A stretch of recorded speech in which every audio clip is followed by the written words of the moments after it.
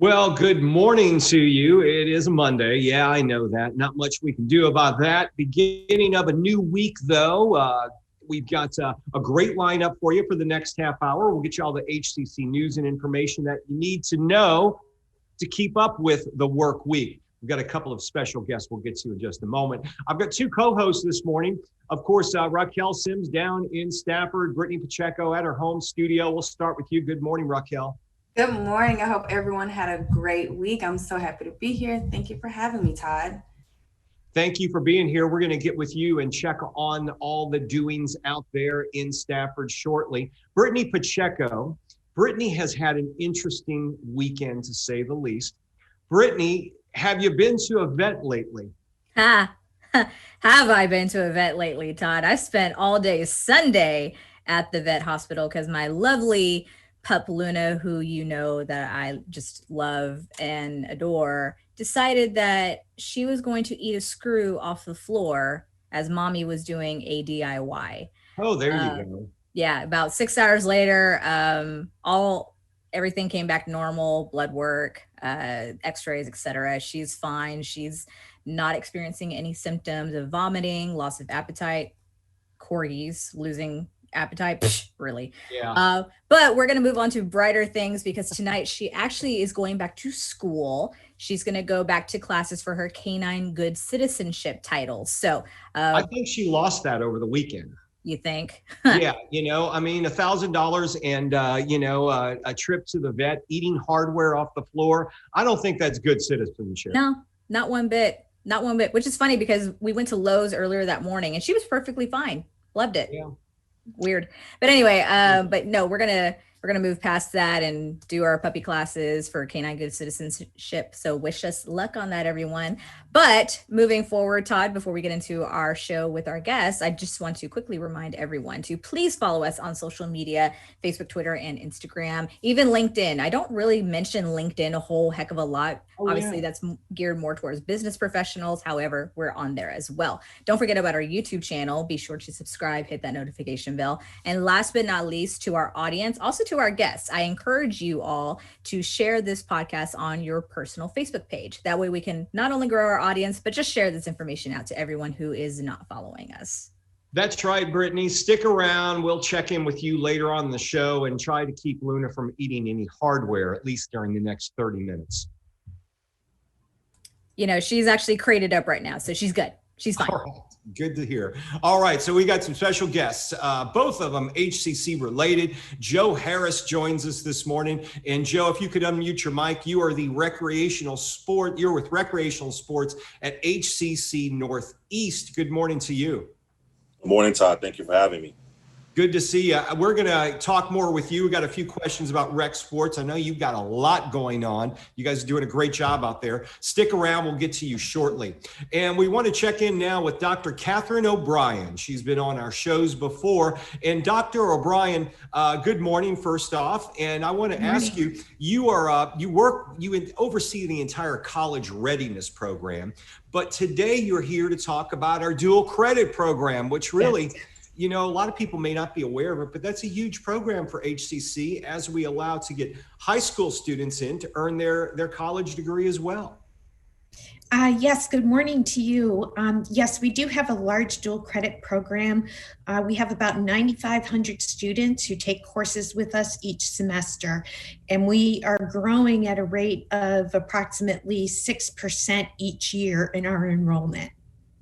And just to ask you about this, I know all of our lives changed back in March. We're now doing things remotely. How has that changed the way you're delivering the dual credit program? Because one of the things I wondered, were you guys still able to continue with that with the virtual learning? Yes, it was actually challenging, but we got it done. Typically in the past, we don't offer a lot of online dual credit because the face-to-face modality seems to be the one that works very well with our students. But then when we got to the middle of March, we had to quickly pivot and get all of our courses online. And so that meant a lot in terms of training, mentoring faculty so that they could build out their Canvas courses. We had students who were not familiar with online learning, and so it was a curve for them. We actually ran a list at one point to make sure that all students had been logging in, and we found a fair percentage who had not logged in, and so we made individual phone calls to those students to offer our assistance to them. And we ended up finishing out the spring semester in a very strong manner, and we were very prepared for the summer and the fall after going through that whirlwind at the end of the spring semester. So we continued, we grew in the fall, and so we are stronger than ever. A lot of folks may wonder, well, if a college student is taking a program, that's one thing, but a high school student, are the courses tailored for high school students, or are they in essence taking the same course that a regular college student would be taking? They actually take the same college course as any other student. Some of our students are actually embedded into our campuses, and they're mixed in with traditional college students. And so the courses that are taught at the college level with the same level of rigor, the same expectations as any other college course at the institution. Now, here's something, if you're a parent and you're watching this, you need to listen up here, because Dr. O'Brien, how much do these courses cost for high school students? And can parents save a lot of money by having their students do this dual credit program? Absolutely.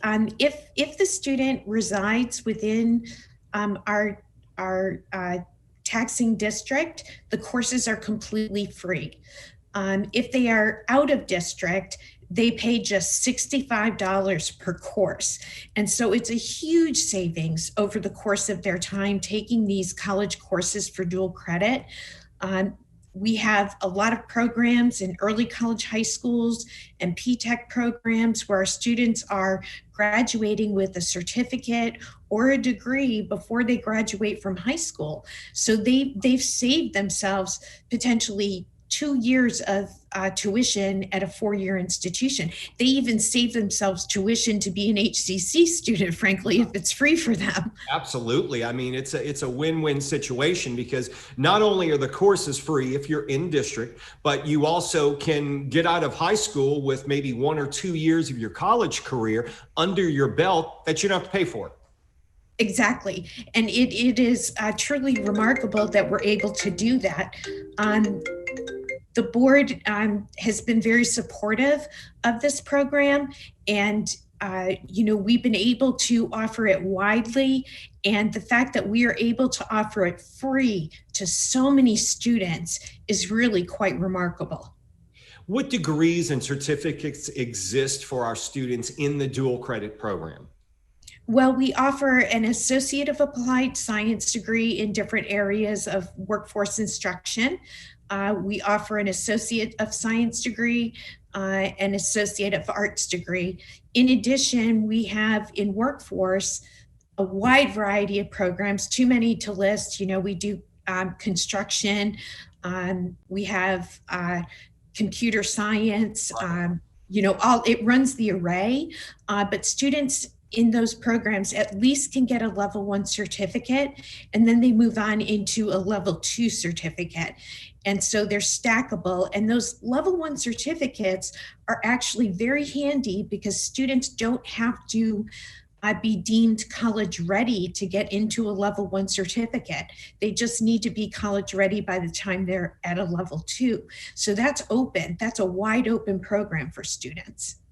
If a student is enrolled in the dual credit program and they want to complete, say, some of the basic courses, the biology, the English, the history, these are courses, would they transfer to most Texas universities? Does it work just as well as the other students that go through HCC, where these courses are going to be transferred? They're already able to transfer these on to college. You may not get 2 years worth, but you get all your basics out of the way.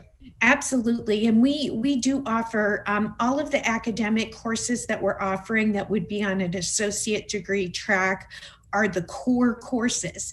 And so our aim is to have as many students core complete as possible, and those courses will transfer over to 4-year institutions.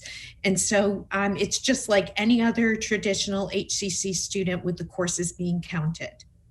Dr. O'Brien, always fascinating to hear about our dual credit program. It's such, I just don't think enough people know about it. I know when my daughter, who's now in college, was in high school, this wasn't something she came home and said, hey, Dad, did you know I could get involved with this? You know, but you hear about this and it's almost too good to be true. It seems that way. And I will say that my own children benefited from the dual credit program, and they entered as sophomores when they graduated from high school and went to university. What a great deal. Dr. Katherine O'Brien, thanks for being here on the show. We look forward to seeing you again soon. Thank you for having me. Have a great day. You too. All right, we're going to move on to Joe. We're talking rec sports. Joe Harris here with HCC Northeast. Joe, you guys are getting students involved. You're hosting a food drive in conjunction with the Houston Food Bank and their mobile food pantry. Now, is this for HCC students? Yes, it is, Todd. Thank you again for having me. We, in conjunction with Houston Food Bank, it's been kind of tough to open up our food pantries on campus, obviously. So some of the counseling student disability services, myself, some of the student life coordinators, we put this food drive together that we're hosting at every different campus throughout November and December. We're doing hours at Northeast on this Wednesday from 11 to 1 in our south parking lot next to the garage. So it's a great way to provide opportunities, especially with Thanksgiving coming up. Yeah. Reach out to our students to get them some food for sure. You know, Joe, one thing that's been remarkable and that we've seen in the news really since the pandemic started were the lines for people who are needing assistance to get food. I know there were HCCs participated in a number of ways, but it seems like across the city, I'm thinking NRG Stadium, they had huge lines during the shutdown of people who needed assistance. And I know Houston ISD is also doing food distribution. Is the need still there for our students? Is it something that our students are needing now more than ever? Absolutely. We've seen cases rise recently, obviously with the election. I think people got out voting. People kind of got laxed with some of the laws and the shutdown. So as we've seen cases rise, a lot of businesses and facilities have closed back down. So to be able to provide for our students right now is a great time. There are a lot of students who are still in need of food and internet and utility help and rent help. So this is our chance that we can give back, and they get a large portion. It's a great opportunity for those students to get what they need, because normally a lot of our students do take benefit from our food pantries on campus, but obviously being remote and most of our buildings being closed, we can't provide that to them right now. So we just put our heads together to figure out with these mobile trucks with HFB. They're great. So it's a huge need right now, especially in some of our inner city communities for sure. Well, you know, the discussion of, I think it's called food insecurity. It's been a discussion that's been around HCC for a few years.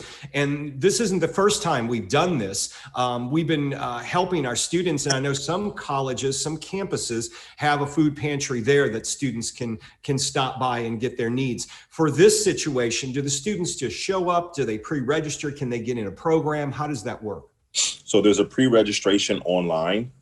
So we ask students to go online, HCC. I think you have the link that they're going to put on I provided a link to Melanie. They're going to post it for us. Yep. So follow that link, go register. Some of the places have been closed because we're at our max capacity, but there are still some openings. We've had one at Stafford.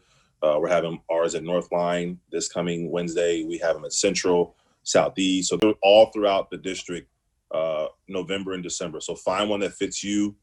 It's great, Todd. Socially distancing. You pre-register, you order your food, you get about 60 pounds of food, right? A large amount for your family. And then we load in your trunk. No communication, social distancing, very safe process. So there's still some openings, yes. So go on those websites and register through Presence. And we've had a partnership because of the food insecurity issue. We've had a partnership with the Houston Food Bank. I see Brittany's raising her hand. Hold on, Joe. Go ahead, Brittany.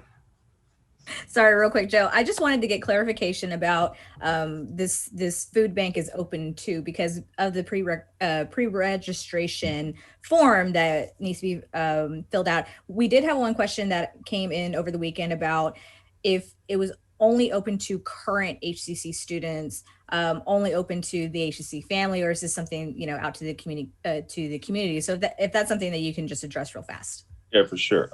the pre-registration is open to current HCC students. However, speaking with the people at Houston Food Bank, they don't want to turn anyone away. So if there is food available at the end of the drive, you know, they've been providing to the community and to some people that have shown up without registration. But we ask, because of COVID, we don't want a big crowd. We want to keep it organized that everyone does pre-register. But if there is food available, HFB does a great job of making sure that the community gets what they need. Perfect. Thank you so much, Joe. So just Thank for clarification, everyone, the pre-registration is open to current HCC students. Be sure you have your W number ready to fill out. That way you can be serviced. But we want to mention, though, if you need assistance, the Houston Food Bank does partner with a number of agencies. And if you go to their website, they can direct you to the right agency to get assistance. And I know, Joe, we've had a long partnership with the food bank, with HCC. I know our students and faculty and staff have gone out there and volunteered several times. Maybe you can tell us a bit about that partnership. Yeah, for sure. Like we said, we do have the mobile food drives that are coming up, food pantries in multiple campuses. And if you don't know if your campus has a food pantry, reach out to advising or counseling, and they can direct you, or some of your campus management staff. A lot of students don't even know that there are services available for them. And even if they don't have an actual pantry, maybe there's a close campus to you. I know at Northeast, we serve North Line, Codwell, Acres Homes. Our pantry is at North Line, but you are very close proximity to different places. So if you don't know, reach out to your student life coordinator or your advisor or your counselor to help you get in the proper direction to get towards being serviced. Joe, obviously a lot of it's obvious as to why the demand is there. I mean, I imagine a lot of our students have been laid off from jobs. Some of them may have lost some of their hours or have family members that have been employed. And I imagine you hear a number of heartbreaking stories on why students are finding themselves in this position where even in this country, this day, in this age, we all just don't have enough to get around as far as food. Absolutely. And it was something that was on my heart heavy when we were planning this semester, how we can reach out to our students. At recsports, we've done a lot of virtual events to keep people fit and active, but we also wanted the way to keep people eating properly and eating healthy. And that's very important to us. And some people, it's just eating for survival. And we have a lot of students that are still struggling to maintain their classes, going through the pandemic, through their family struggles. And it was something that was heavy on my heart to try to reach out to HFB, and Counseling Ability Services has been involved in this as well. So it's something that we just thought that with the holidays coming up, this is a great opportunity, and to try to do it, COVID safe, obviously. Right. Which is challenging during these times because you got to interact in some way, but you guys are trying. It sounds like the way you got this set up, it's as touchless as possible. Absolutely. They re-register, and that allows them to get in line, receive what they need, and you guys. There doesn't have to be a lot of interaction to where you could possibly put people in danger. Absolutely. Pre-register. They text their car that they're in when they arrive. Sort of what our new norm is when we order food now, right? You text your location, They drop food. If you're ordering from Target or from a restaurant, they pull into a space, we load their trunk with their order, and they take off. It's very seamless, very contactless, and very COVID friendly. So, Joe, I want to get on a bit real quickly before you leave about Rec Sports, because you were always promoting you guys on the show because you guys got a ton of things going on. You got Zumba on Zoom, which I love that. And you can hashtag it, coin it, get some t-shirts made. We really want you to use the phrase. And then Twerk Fitness. We're got the V Sisters coming on this week, and we're all excited about that. Absolutely. We have a number of fitness classes. We have Zumba, we have Twerk Fitness, we have deep stretching. So we got boot camp. We reach everybody. If you want to just stretch, if you want to get an active cardio workout, if you want a fitness and a weight training one, whatever you want, all that can be found on our social media. If you guys don't know, we have Instagram and Facebook. It's HCCS Athletics. So all of our stuff can be found on there. So we have a lot of things, not just that. We have so many other things going on. Oh, I know. We're always giving you guys, plugging you guys in the morning. So, Absolutely. Well, we thank you for that. And I don't know if the Zumba on Zoom sounds great, but I don't want to have to pay any copyright issues. I don't want to. Well, we invented it here. We're going to claim that. No one's using it. Hashtag use it. We'll let you have the phrase. Sounds great. Joe, thanks for being here on the show.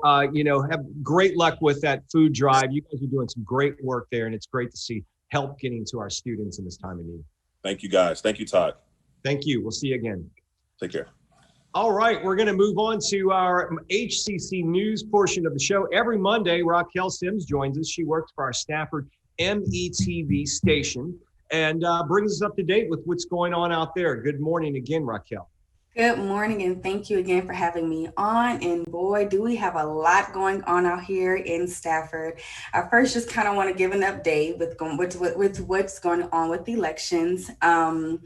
As you all know, we have 4 candidates that are in the running to becoming the mayor. And so they are actually having a runoff, and it's going to be held December 12th. So I just wanted to kind of put that out there. And I want to let you all know who is going to be in the runoff. We have Arthur A.J. Honore, and we have Cecil Willis, as well as Wynn Garrett and Jim Navario. So I just wanted to give y'all an update, and we are, going to keep our eyes peeled to see what happens for December 12th. Moving on to Stafford Msd, we're excited because we are going overseas, or should I say overseas is coming to us. We recently just partner with the school in Taiwan, the high school robotics team. And so they're excited to share ideas, and they're going to have this Facebook page to kind of continue the communication and share ideas back and forth. And also moving on to the Fort Bend Hope, we just highlighted how they're still helping students out, with throughout this time, giving them the resources that they need to, come forth and really just make the grade that they need to make. And also Fort Bend Meals on Wheels, we're just diving in to see how they're still delivering during COVID-19. As we know, seniors still need their meals, and Fort Bend Meals on Wheels has been serving the Fort Bend County area for over 4 decades. And so just to hear how they're still providing those services for them is very key.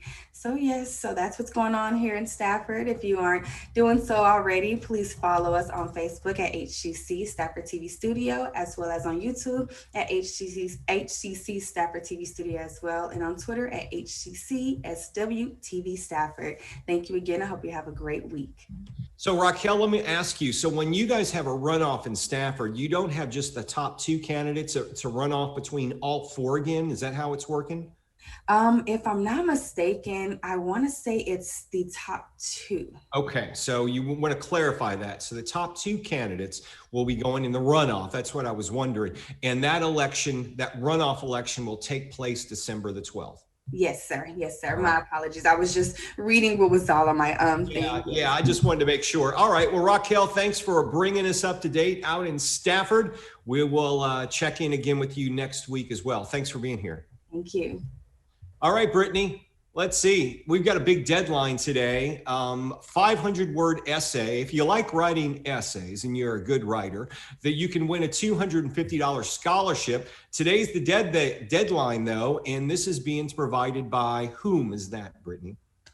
That's from our counseling office and Office of Institutional Equity. So that 500-word essay or any artwork can possibly get you a $250 scholarship. And as Todd has already mentioned, the deadline is today. So share your love of art, prose, and your fellow man in this trying time by applying. 2 scholarships actually will be awarded.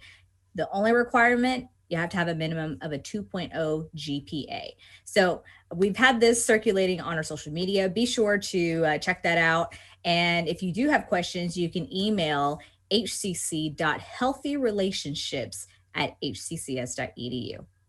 So a lunch and learn has been moved on diversity and inclusion in the workplace. Darren Baskin, who's HCC's Inclusion Fellow, will present Understanding and Defeating Unconscious Bias. This lunch and learn is taking place. It'll cover topics that is what is or what is not acceptable, including sexual harassment and discrimination. Learn all about this 11:30 a.m. Wednesday, November 11th. Registration's required. You can check your emails for more information on that. And the virtual ideas pitch competition, the deadline's Friday. That's taking place, Brittany, November the 20th, I believe. I think I know because I'm supposed to host it that day. Oh, you're just involved in everything, Todd. But this is open to Houston area high school and college students who can pitch a product or service on sustainability or societal needs. Now, the prizes, Todd, are pretty sweet. Yeah. $1,000 $750 and $250. That's awesome. So this is through the HCC Entrepreneurial Initiatives. The deadline to register again is this Friday, November 13th, and the finalist pitch will be November the 20th. And for more information on this, you can go to hccs.edu/pitch. Okay, I'm trying to understand this next one. The beat battle, the submission for deadline is this week. You know about this one? No, this is kind of new to me, but it is time for another Mesa showcase. Okay, so Be Someone Beat Battle, wow, that's kind of a mouthful, will be held Saturday, December 5th, but the deadline to submit your work is midnight this Saturday. So technically, going into Friday. That's always been really confusing to me. Just use the 11:59 p.m. people. That would make everything so much easier. But the submission details will include sample flipping competition. Submissions must contain up to 3 works in the catalog at the producer's discretion, must be made by the producer, and the email submission and or questions can be sent to hcc.mesa.central @gmail.com. You can also follow them on their Instagram and Twitter account. Just look for Mesa HCC Central. VPA in the community, Print Matters, Think Inc. You like that? HCC's Visual and Performing Arts Center of Excellence Chair, Katherine Fields, is featuring her works in a community showcase called Print Matters, Think Inc. That's happening November 25th at Kolsch Gallery, 1020 Payton. For more information, you can email her, and we'll put her email address in the social media post for the show. Okay, Brittany. You've got rec sports, and you got a lot of events going on, starting off with deep stretching. That's today. Actually, that's very good timing, because after the election, I actually read an article from the Wall Street Journal about election having caused a lot of stress and anxiety for many people. And the fact, obviously, working from home is not, ideal. We're used to some kind of routine, but deep stretching will help with your posture, make sure you have enough airflow, because believe it or not, slouching is a big reason why you have lower back pain. So participating in deep stretching just kind of helps reset your body, it helps reset your mind. So Rec Sports is offering that today. Also Tuesdays and Thursdays are Zumba and boot camp. We heard Joe talking about that earlier in his segment. So if you're interested in participating in any one of these programs through Rec Sports, email christian.andrews@hccs.edu. Also follow HCCS Athletics on their Instagram and Facebook page, and be sure to check out their website, hccs.edu/recsports. So we're almost running out of time, but I want to let everyone know spring registration is underway right now. If you want to register for HCC, make sure you do it early. We've got 4 learning options. One of them, of course, the Flex Campus, which means you would go on campus for classes in the lab-based courses. Those 2 that are not online, you need to sign up early because they're very small classes. Go to hccs.edu/now for all your registration needs. And that pretty much wraps up our time, Brittany, but we've got some guests tomorrow, and we'll be talking about another program at Coleman. Yeah, we certainly are. And we're going to be talking about the dental assisting program at HCC Coleman for health sciences. And also we're going to keep in touch with that theme. We're going to talk to a former student of ours who is a success story and is now a biomedical technician at the Houston Methodist Hospital. So if you're interested in hearing all about that program and hearing our student success story, be sure to tune in tomorrow morning at 10 a.m. for Up to the Minute. Quick reminder, everyone, be sure to share this podcast, follow us on social media, and Todd, I'm gonna let you sign off. That's right. I want to thank all of you for being here. Of course, Raquel, thanks for reporting in from Stafford and giving us all the updates out there. Thank you for having me. It's always my pleasure. We'll see you again next week. And of course, Brittany and I will be back tomorrow live right here at 10 a.m. for Up to the Minute.